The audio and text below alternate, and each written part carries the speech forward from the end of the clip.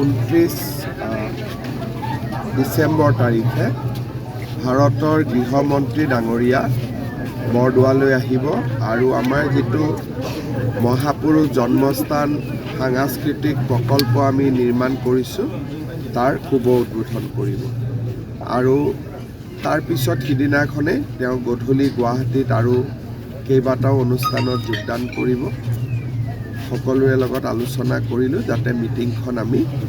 খুব ভালে কৰিব কিমান মান শতাংশ কাম সম্পূৰ্ণ হৈছে ইয়াতে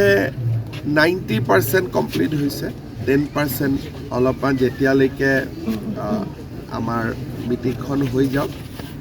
খুলোতে আৰু এক মাহ মান পিছত লাগিব এইখিনি সময়ৰ ভিতৰত গোটেইটো হৈ যাব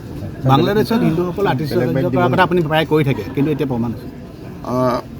আমি সকলোৱে দেখা পাইছোঁ যে বাংলাদেশত হিন্দুসকলৰ ওপৰত অত্যাচাৰ জীৱন্তে অগ্নিত নিক্ষেপ আৰু বাৰে বাৰে বাংলাদেশে উত্তৰ পূৰ্বাঞ্চলক নিজৰ অধীনলৈ লৈ যোৱাৰ বাবে তেওঁলোকৰ নেতাসকলে বা নতুন যিসকলে বৰ্তমান শাসনত আছে তেওঁলোকে বাৰে বাৰে উল্লেখ কৰি আছে আমি বাংলাদেশত যি হৈছে তাক গভীৰ উদ্বেগেৰে সৈতে আমি লক্ষ্য কৰি আছোঁ আৰু আমি সকলোৱে জানো যে সেই বাংলাদেশৰ দেশৰ পৰা বিভিন্ন সময়ত অহা মানুহেৰে আমাৰ অসমখনো ভৰি আছে গতিকে আমি এই গোটেই বিষয়টোৰ ওপৰত চোকা দৃষ্টি আমি ৰাখিব লাগিব আৰু মই ভাবোঁ যে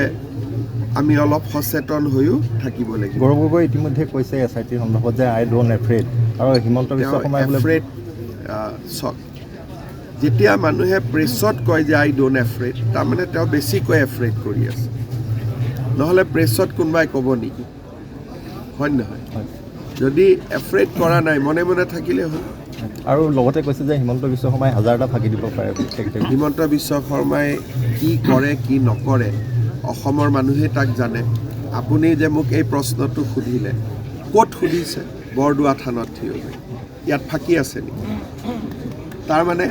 আপোনালোকে কোৱাক যিবিলাক তেওঁ কয়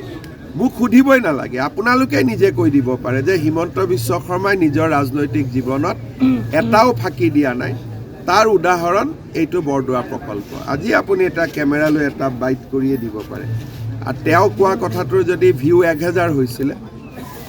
বৰদোৱা প্ৰকল্পটো দেখুৱাই আপুনি কৈ দিয়াৰ লগে লগে তাৰ ভিউ 1 লাখ হৈ যাব আজি বৰদোৱা থানৰ চাৰিওফালে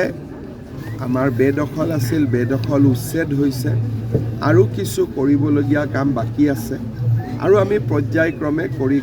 গৈ থাকিম আমাৰ এটা লক্ষ্য আছে যে আমি যিমান মাটি অবৈধভাৱে দখল আছে আমি সেইখিনি উচ্ছেদ কৰিম আৰু চৰতো যিমান অবৈধ মাটিত দখল আছে এনেকুৱা নহয় যে অকল গাঁৱৰ মাটি আমি উচ্ছেদ কৰিম এটা সময়ত চৰতো যি অবৈধ বেদখল আছে তাতো আমি উচ্ছেদ কৰিম